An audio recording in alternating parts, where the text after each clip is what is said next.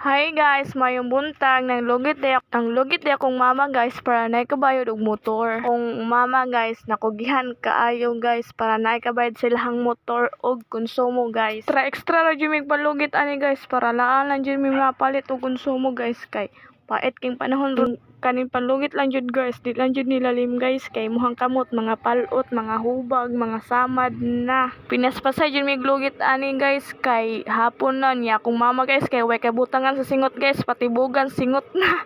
Ing ani jud kakugihan guys kay para na pampalit og bugas, mga konsumo sa balay guys. Kabalo biya ta guys no na pait king panahon, mahal kay mga palitunon karon guys. Extra jud miya nagpaning kamutay guys. Ihay gug paning kamutay para naalay jud kwarta pampalit og mga unsay palitunon. Ya, nagdali-dali na naglugit akong mama guys kay naapay ang mga estudyante guys sunduonon nya hapon na pud ba nya.